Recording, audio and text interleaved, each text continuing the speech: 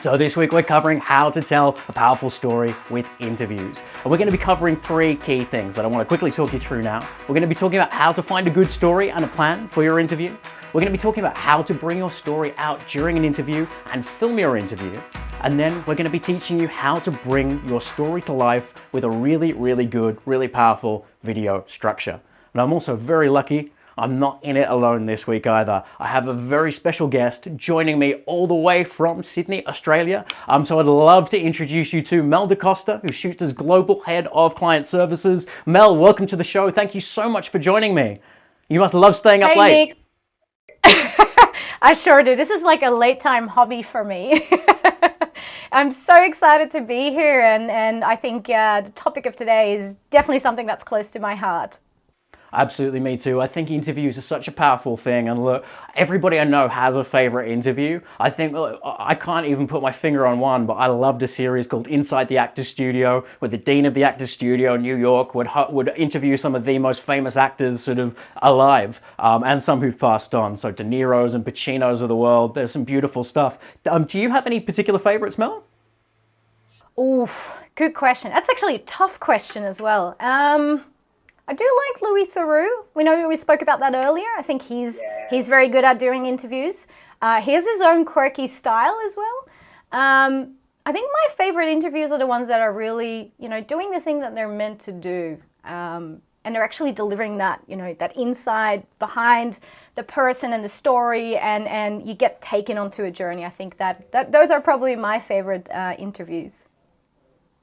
No, absolutely. I couldn't agree more. There's something about that human connection which is just absolutely incredible, isn't it? And I think it's got such a powerful way of communicating things that maybe some other forms sort of aren't as hard-hitting with. There's something about that connection between two people that makes you feel like you're kind of almost there with them.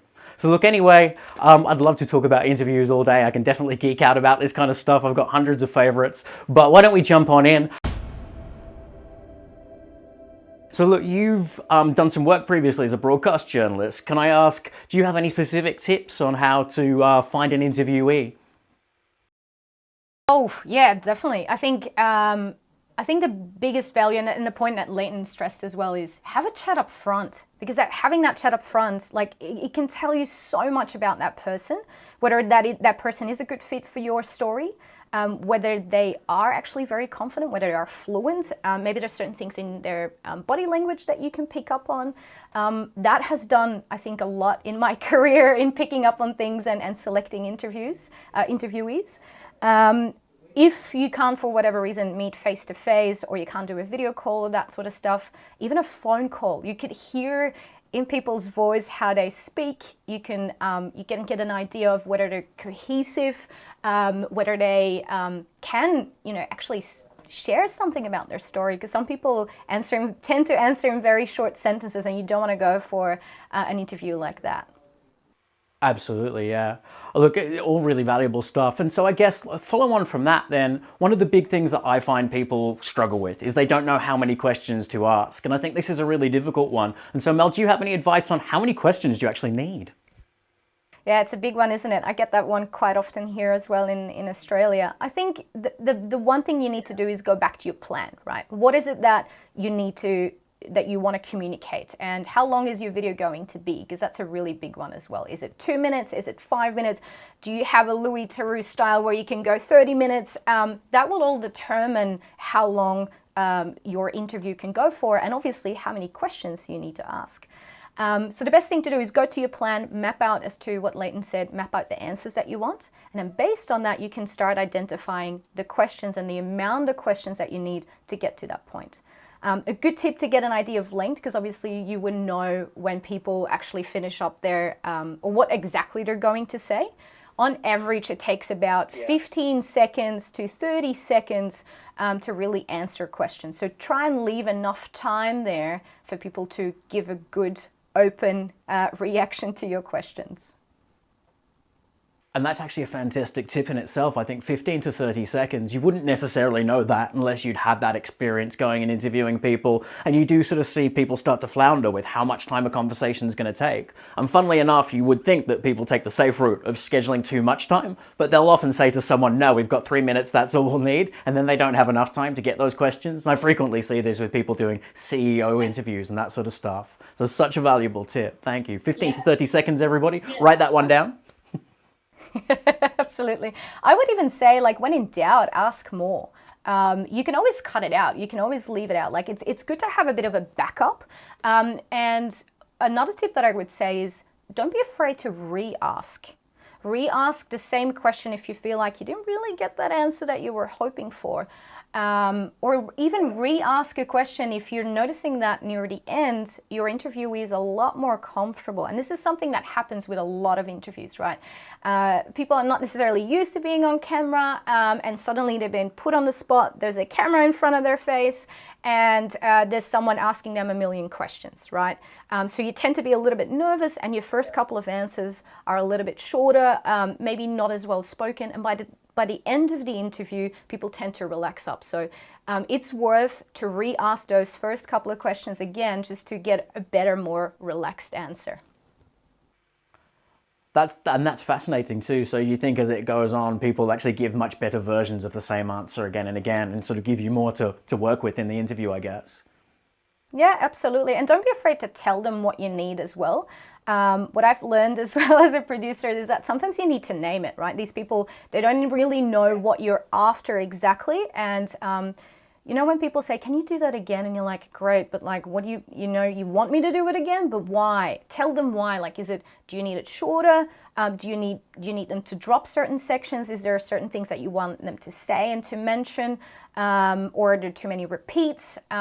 Just give them some direction of what they need to do exactly and how they're best to answer your question. Fantastic. Okay. Okay. So look, we've locked in who we're going to interview. We've locked in maybe how many questions and what the questions are going to be. And is there anything else we should really be considering when we're planning at sort of this stage of the process? Absolutely. Cutaways, cutaways, cutaways, cutaways. As per our episode last week, it is such a big deal to get cutaways. It can really lift your video to the next level. And especially since today's topic is about, you know, powerful storytelling, not just interviews, but powerful storytelling through interviews, you really need to have that visual layer. You really need to be able to demonstrate what you're talking about, what the interviewee, is talking about. And so really start planning for those cutaways as well. And it doesn't need to be hard. So when you map out the structure of what your interview needs to talk about and your questions, start highlighting the sections that you want to illustrate, but also that you can illustrate. And let me explain that, because they're two different things, right? In some interviews, you're lucky enough to have tangible things that you can show, right? It's a product, it's a situation, it's, for instance, working from home, and you want to demonstrate that. That's easy to capture. In some cases, you might do an interview on non-tangible things, but you still need to be able to illustrate what we're talking about. For instance, the cloud. It can mean anything and everything. So in that case, or collaboration, like that's another classic one. So all of these vague terms, they're a little bit trickier to visualize, but there's always a way to be creative. Take it a step back. For instance, with the cloud, just maybe think about someone behind a computer typing away, a close-up of a mouse, a keyboard, that sort of stuff. There's lots that you can do to get away with that. And at Shootsta, we can help you with that as well. That's exactly what our creative team is for when you get stuck on those sort of things. Just plan for it as much as you can, because it's really going to lift it to the next level. If you can't shoot any cutaways for whatever reason, maybe try and see what you've got, pre-existing footage that you can reuse, and even stock footage. You would be surprised on some really good stock footage that you might be able to add to your interview. Yeah, look, I'm a big fan of cutaways. I love getting them. And I mean, last week's show, I'm sure I talked about it more, but I love running around a room with my camera on my phone and getting close-ups of things and like trying to find interesting ways to help tell the story that an interviewee or just a video is taking. So look, Mel, thank you so much. And we're going to keep chatting very soon. But I just wanted to recap planning our interview very quickly. So what have we talked about? First key tip, mapping it out and writing open questions that will lead to the answers you need. I think the second thing really key is allowing for spontaneity, and both Leighton and Mel touched on that. It's so cool, it's so important when you get those great spontaneous moments and almost the rabbit holes that you can go down with people. Spontaneous questions can really capture a moment and capture an idea, so running with those things when they happen too are really key, but obviously always working towards that idea you have too. Then I think, Mel, you made a really good point there. Knowing your interviewee, really understanding as much as you possibly can about them as well is so key, so important. And then knowing how many questions you might need to plan for cutaways, that 15 to 30 second rule. So important. Planning those cutaways where you can and making sure you know exactly what you're going to cut away to. Or after you've done your interview, thinking about what people have said and finding shots that you can use can be incredibly powerful way of just making that interview that little bit more special. Do you know why planning is so important? I just want to throw this in because a lot of clients tend to skip it. Planning is really important for an interview because otherwise what happens, and trust me, this is out of experience. When I first started producing, I made the biggest mistake of my career is not actually planning out what I really wanted out of the interview. And I came home with something completely different and I couldn't use it. So I had to go back and reshoot it. So don't fall into that trap. Spend a bit of time, make that, it is worth the time, it's worth the effort, and you'll get so much closer to the result that you want. And look, that's got to be tough, sort of getting back to your office or your studio, wherever it might be, and realizing you don't have what you want. And you definitely don't want that to happen. And planning is the way, I guess, to make sure that that you get exactly what you need and you capture everything while you're there with your interviewee. Thank you so much, Mel, and we're going to keep chatting very soon. So look, that's planning your interview. Such an important thing, as Mel says. So I encourage everybody to really think about those questions they're going to answer, ask even who they're interviewing, and all that other good stuff. Now, so the next part of this, as well as planning our interview, is obviously capturing it. So what's next? Mel, help. How do I do this? How do I actually conduct an interview? Such a big one, isn't it? After planning, it's like, how do you actually do it? Absolutely. Look, I think I want to stress that it's more than just reading it out.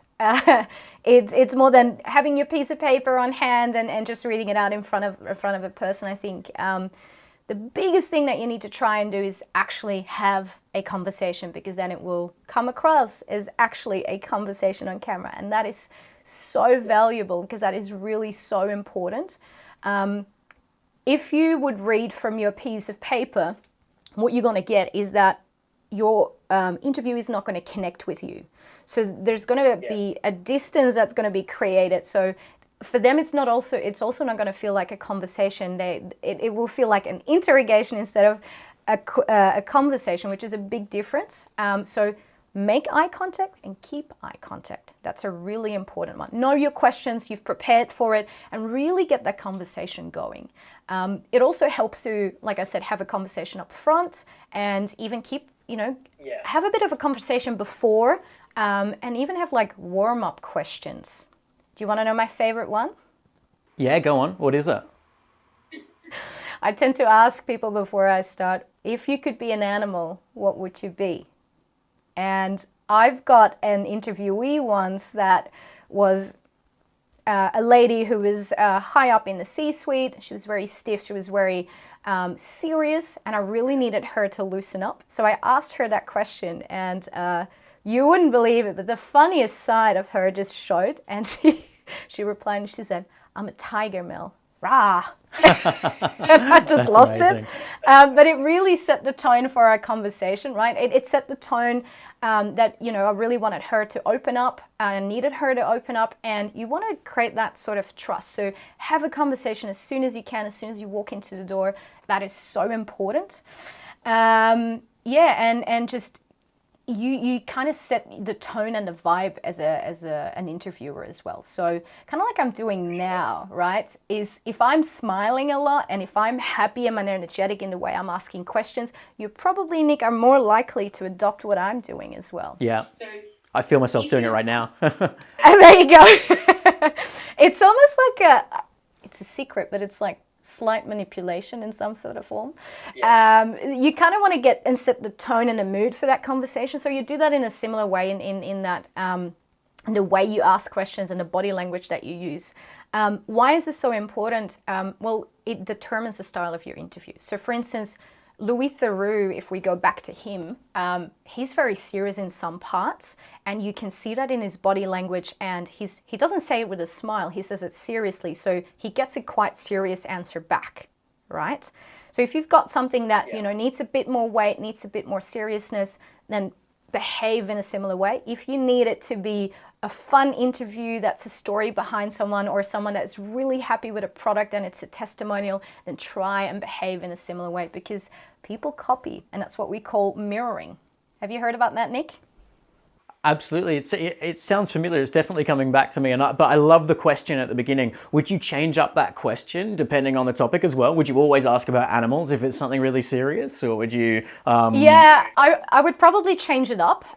If it's something more serious, I would probably wouldn't refer to what animal would you be, but maybe something along, you know, the environment that we're in, or if there's, you know, if they're I don't know, if they have a nice office, anything that in the office that I can ask around, or sometimes when we do interviews, we go to really beautiful offices with beautiful views. I would ask some questions about that, or hobbies or kits or that sort of stuff. Anything that you can kind of create a connection with, really.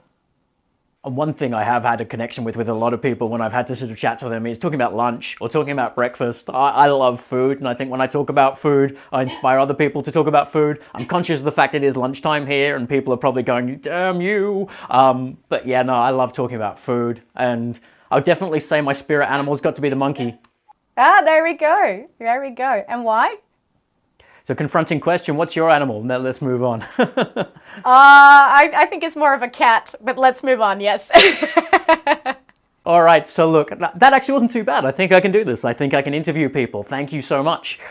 So look, now we're going to talk about how to actually bring the story together. So after we've captured everything, after we've shot everything, after we've asked the right questions, how do we make sense of this once we've got it all? Let's jump all the way back to framing, picking appropriate framing to your format.